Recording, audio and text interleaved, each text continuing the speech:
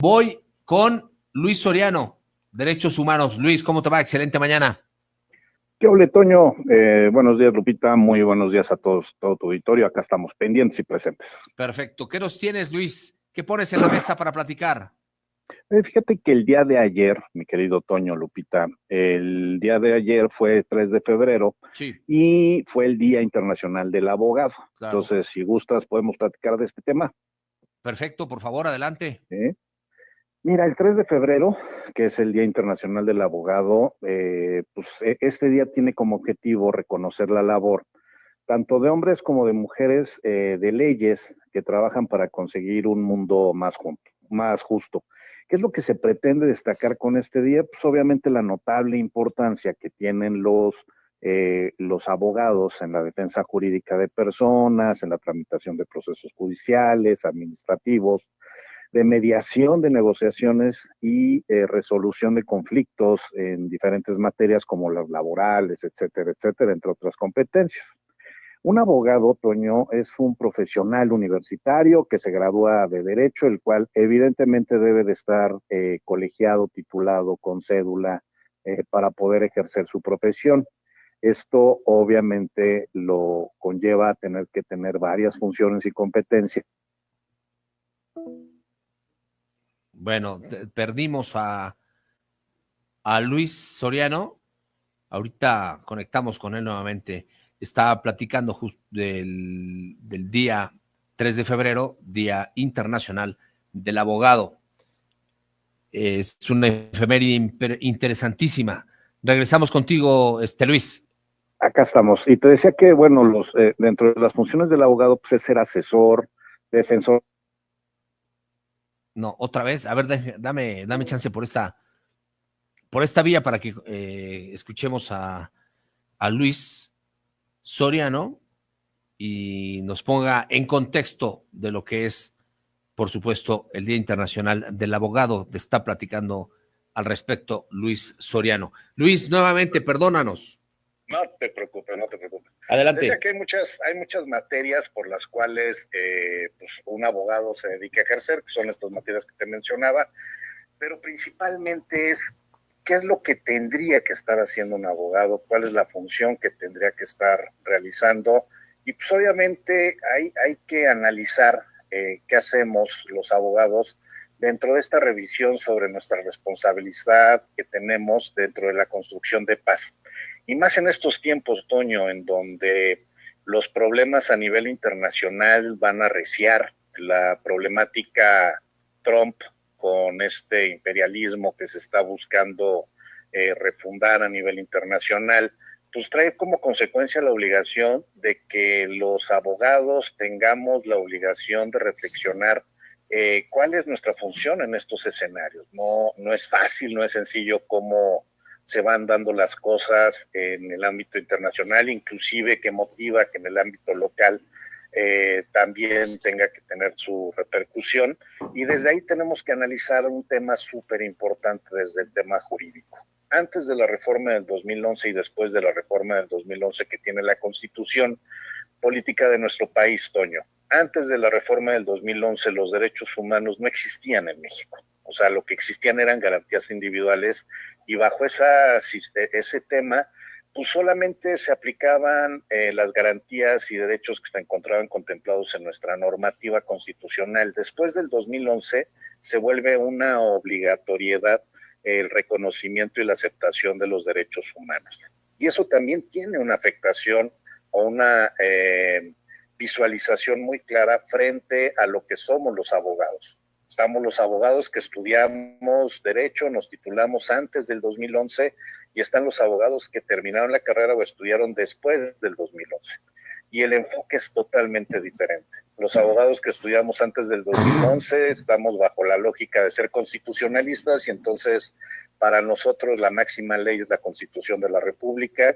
Para los abogados que estudiaron después del 2011, la norma, la más importante, es precisamente los tratados internacionales en materia de derechos humanos, el control de convencionalidad, etcétera. Y eso es parte de las cosas que tenemos que identificar.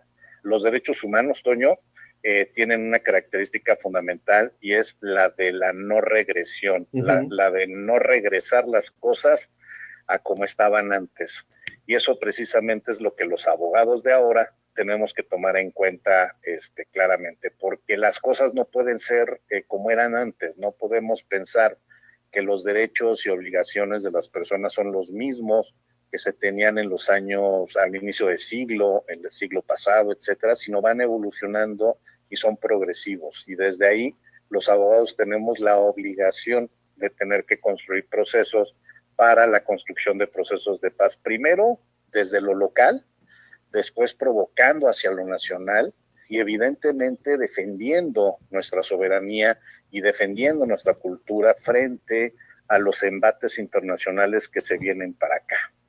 Sí, sí, ¿no? Sí.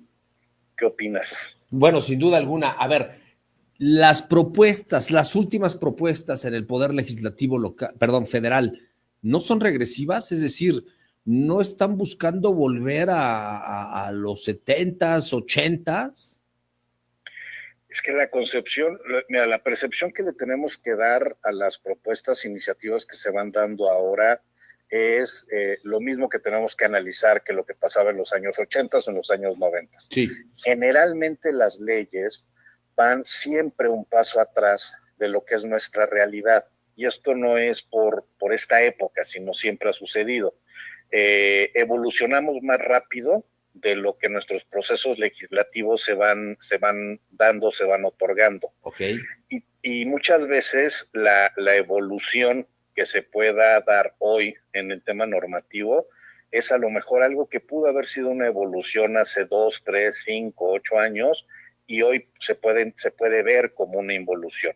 El tema es identificar qué es lo que no existía y qué es lo que existe ahora. Por ejemplo, el tema de la democratización del sistema judicial en el país es un tema fundamental y necesario para un país democrático que no solamente es un acontentillo de lo que en el Estado mexicano está sucediendo, sino precisamente el TEMEC, el tratado que se tiene con Estados Unidos y con Canadá, también establece ciertos mecanismos y ciertas ordenanzas que debemos de cumplir nosotros. Y te voy a poner un ejemplo, Toño.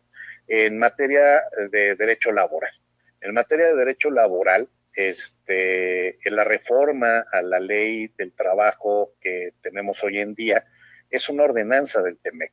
El tema de la democratización de los sindicatos en el país es una ordenanza del TEMEC.